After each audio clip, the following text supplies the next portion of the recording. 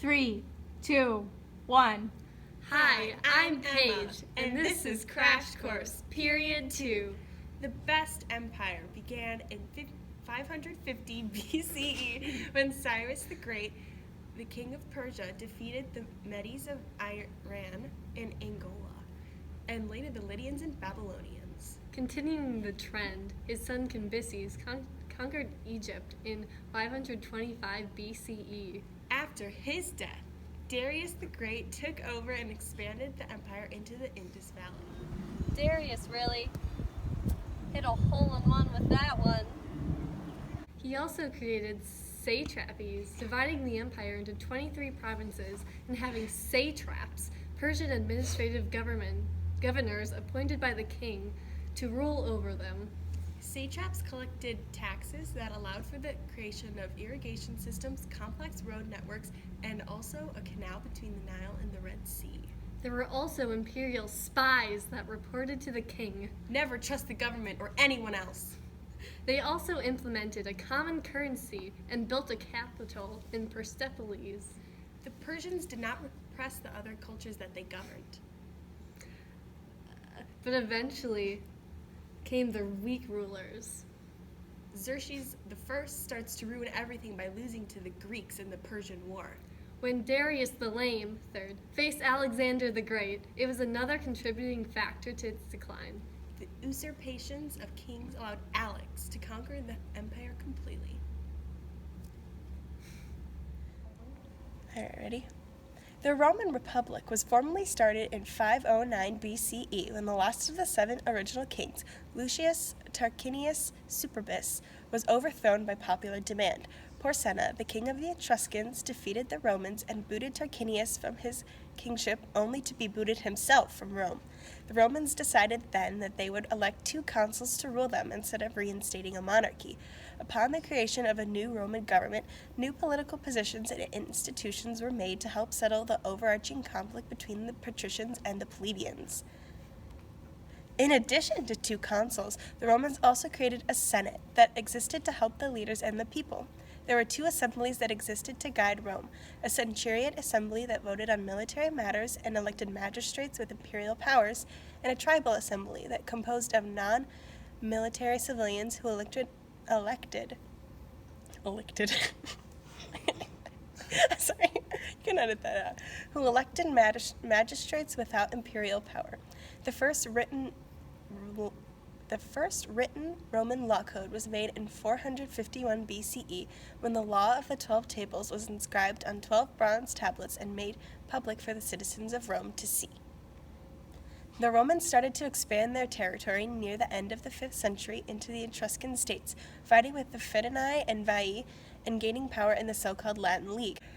A fragile cooperation between important Latin states such as Rome, Tibur, Praeneste, and Tusculum. A brief bout of violence between the Latins from 340 to 338 BCE left Rome on top, allowing them to swiftly become the dominant power of Italy. A devastating war on Carthage began in 264 BCE and lasted until 146 BCE, when the Romans, having occupied Carthage for some time, completely destroyed the state. The Punic Wars generated many influential military leaders, such as the Carthaginian leader Hannibal and the Roman commander Scipio. The Romans continued to expand their territory and divided the newly conquered peoples into provinces controlled by absolute governors. This new acquisition of power contributed to the end of the Roman Republic and the beginning of a new Roman Empire when Octavian was crowned emperor. Peace. The era of warring states marked the end of the Zhou dynasty. Vassal states declared independence and engaged in wars for land, with Chu being the largest. The Xin were in the west with about a third of the land. The rest lived in the northeastern third. It all began with the partition of Jin. The Duke of the Zhou dynasty lost all power to the nobles. The Battle of Jinyang left 3 recognized states in 403 BCE, the Zhou, the Wei, and the Han. From 379 to 343 BCE, the Duke of Xi died with no heir, and eventually King Li snatched the throne. He made Xi one of the strongest states and gained territory. territory. Then, from 361 to 368 BCE, Shang Yang from the Wei states reformed Xi. He wanted legalism, and Duke Zhao said okay. The rules were strict, the philosophy was clear. The Xi was a powerful and ruthless state, even though Shang Yang was killed. Going over to the Chu, they conquered the Yu in 334 BCE. King Dao, no relation to Taoism, made Wu Xi his chancellor. This was effective, but as Wu's reform created a powerful state. But then, the Xi and Yang defected. The weak Zhou government led more states to claim independence. There were 7 main warring states: the Xin, the Xi, the Chu, the Zhao, the Wei, the Han, and the Yang. King Zhang became the first empire of the Xin dynasty. He was whack and also 13 years old when he first began to rule. Around this time was also the Xin military buildup. The Xin's takeover of China marked the beginning of ancient China's rule to imperial China's rule. Ready? I'm good. The Delian League was an alliance of Greek city-states led by Athens, created as a response to the rift that had formed between Athens and Sparta during and after the war. The majority of these states were Ionian Greek states, and this served as a unifying factor for them. They were founded during the Persian Wars in order to protect the city-states and liberate them from Achaemenid Persia. The Delian League really kept people under their Umbrella of protection and out of Persian control. However, they were not solely devoted to defense against the Persians. They also were against Sparta and the Peloponnesian League, amongst other enemies.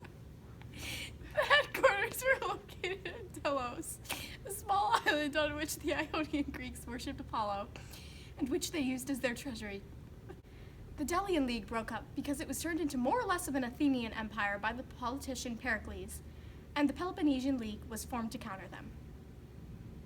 Around 330 BCE, Alexander the Great conquered the Persian Empire. Alexander the Great really Scored a goal. Continues into India. During this time, the Aryan culture and belief systems continue to spread through India.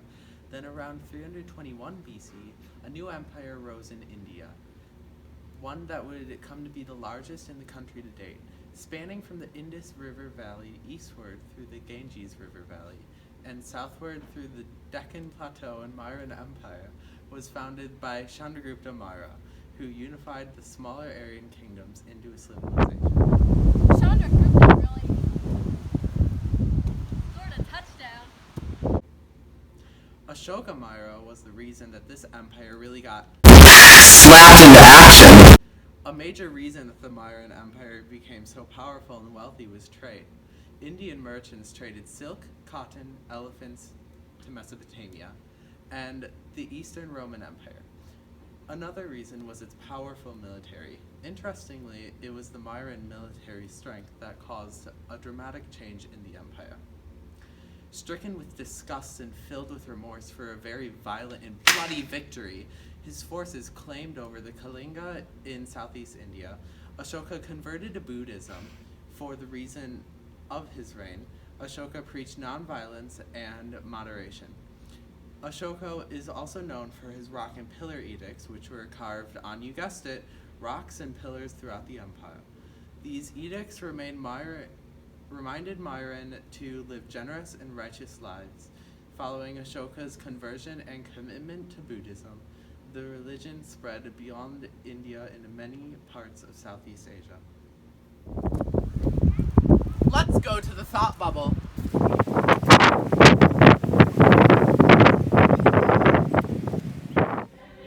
Hi, I didn't see you there. Come on in, welcome to my crib. I'm Xin Shi Huangdi, and I started the Xin dynasty. The Xin dynasty, although short-lived, set the stage for the rest of the Chinese dynasties.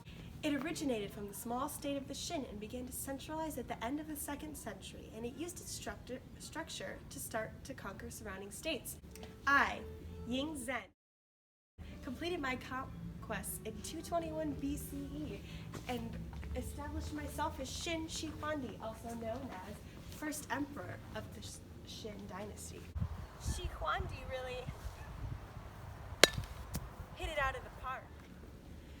beginning, the rule of the Shin was brutal and totalitarian. I established feudal privileges, I began the construction of a great wall, and I burned most of the books besides those on utilitarian subjects. The harsh nature of the Shin and large taxes that I levied on people ensued a rebellion which overthrew the dynasty in 207 BCE. Despite my seemingly small impact on Chinese history, I left many important structures, such as my Great Wall and my tomb with 8,000 terracotta soldiers. Move over, Shin. I'm the Han. The Han really scootered into China and scored the mandate of heaven. The Han Dynasty was an era of peace and prosperity. The Emperor Gaozu began the civil service exams, which led to jobs based on merit. They invented iron casting, crop rotation, and acupuncture. There were improvements in medicine, math, building, architecture, agriculture, and astronomy. The Emperor Liu Bang defeated the rebel Zhang Yu, but he died a few years later. His wife is all, "Mom says it's my family's turn on the ruling dynasty." That began 15 years of fighting.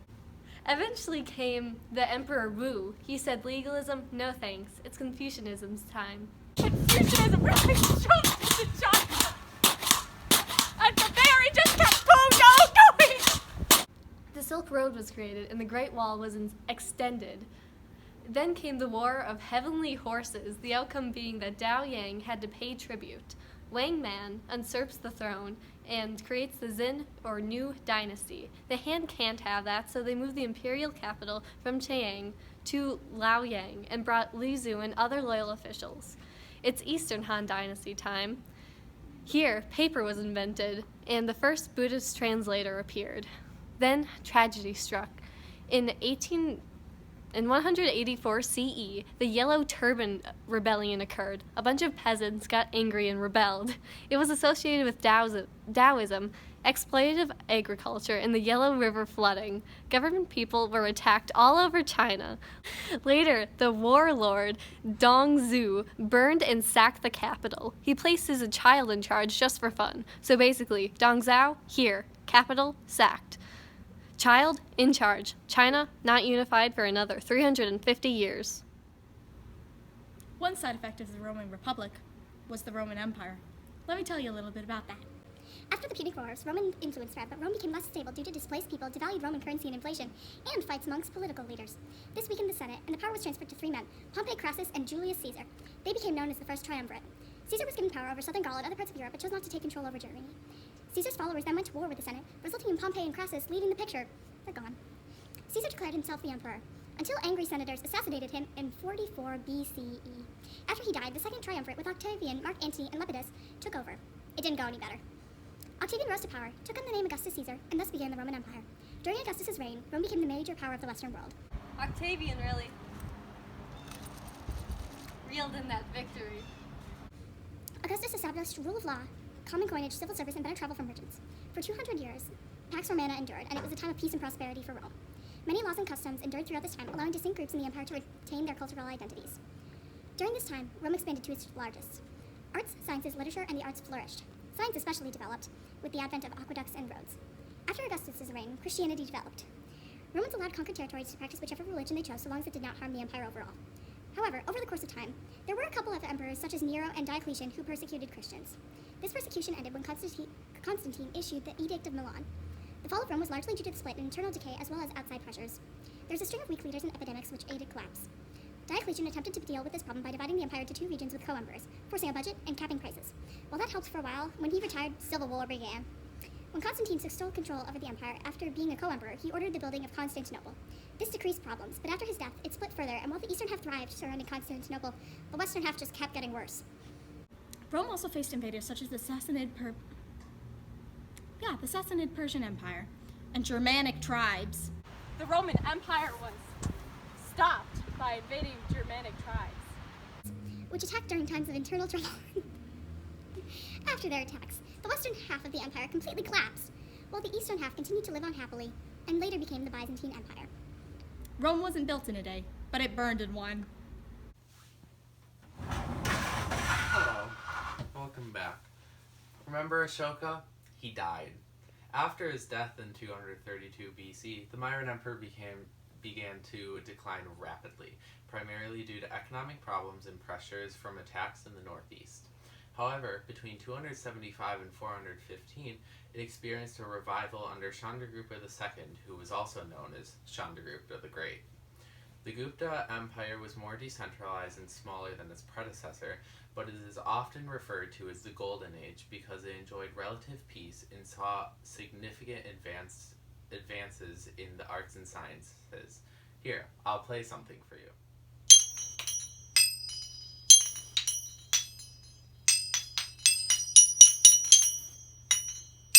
For example, Gupta mathematics developed the concepts of pi and 0.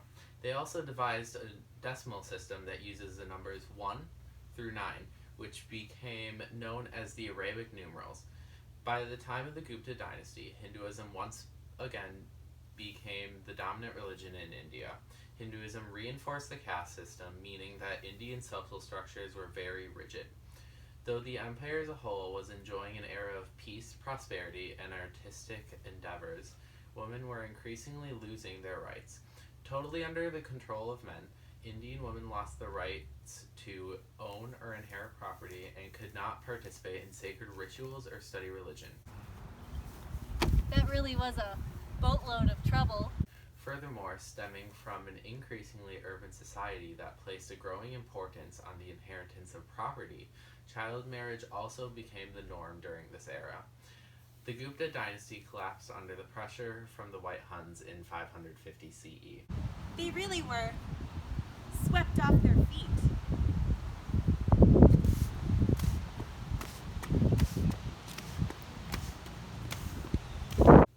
Goodbye, the Gupta.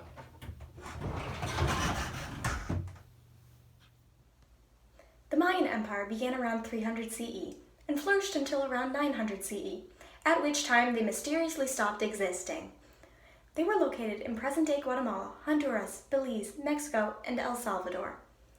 The Mayans developed new techniques and technology that they used, including slash-and-burn farming, terraces for catching alluvial soil, calendars, and large city centers. They built pyramids and developed hieroglyphic-style writing. The Mayans had around 80 large ceremonial centers, which were used for rituals and religious practices. They were polytheistic, with priests holding high statuses, in addition to nobility and merchants. They believed that there were three realms, the heavens, the earth, and the underworld, and that the gods created them, the Mayans, out of maize and water, and that by sacrificing people, the gods would maintain the agricultural cycles.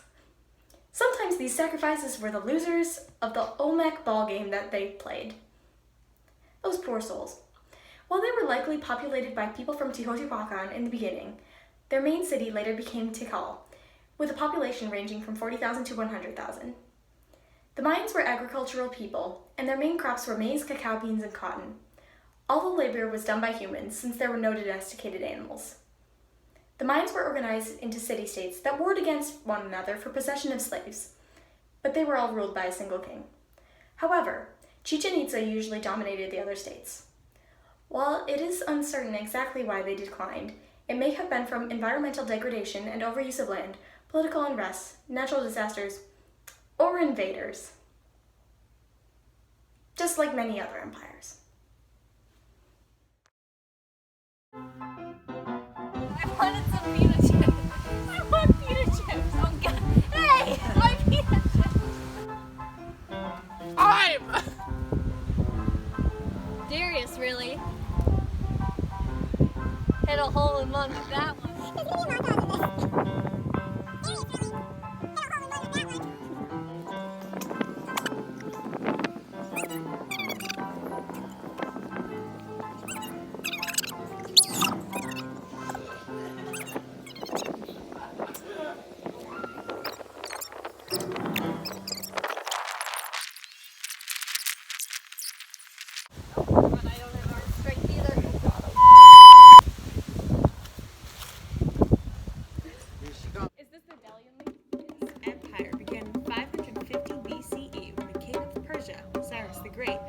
No,